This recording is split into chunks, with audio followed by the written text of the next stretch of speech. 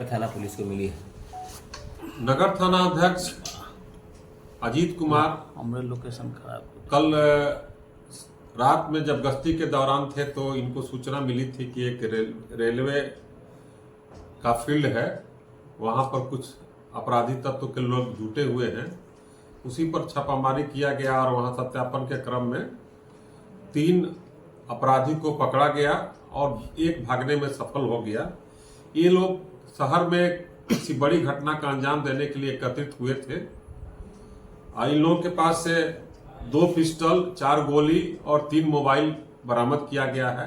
इनका एक साथी जो है, जो वाहन से था, वो भागने में सफल हो गया। वो भी एक बड़ा अपराधी है और अभी जो जमानत से छूट करके आया हुआ है।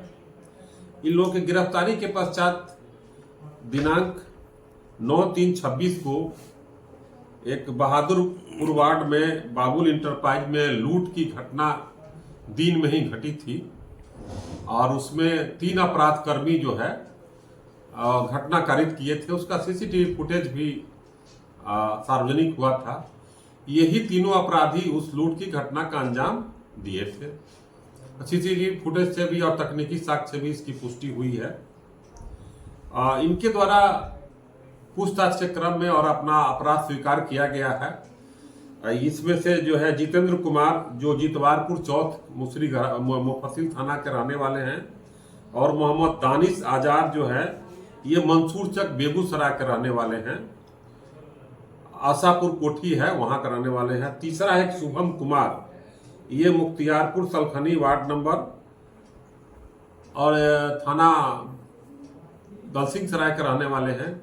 ये शुभम कुमार और दानिश और जितेंद्र ये पूर्व में भी जेल जा चुके हैं। शुभम कुमार अपराधी हैं।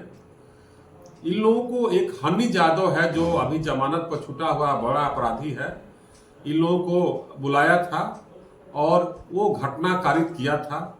घटना कारित करने के पीछे एक तथ्य उभर कर सामने आया कि जितेंद्र का एक भाई है नीरज कुमार, वो जमीन का कारोबारी करता है, एक शहर के व्यवसायी हैं उनके साथ, और उसी लोगों ने एक योजना बनाई और योजना के तहत एक लूट घटना हुआ था।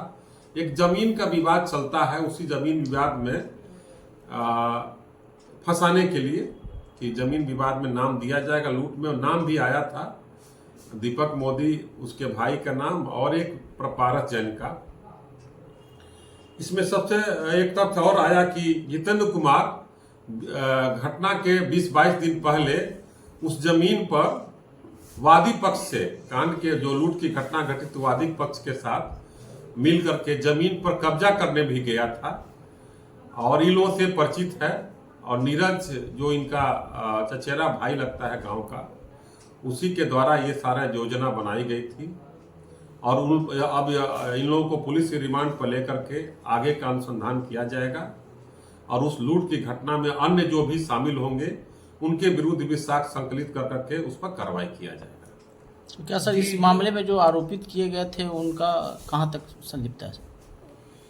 उसमें उन लोगों का कोई दोष नहीं था, बल्कि उन लोगों को फंसाने की नीयत से जो है वो लूट का साजिश किया गया था। एक और नया तथ्य आया जो पूछताछ के दौरान में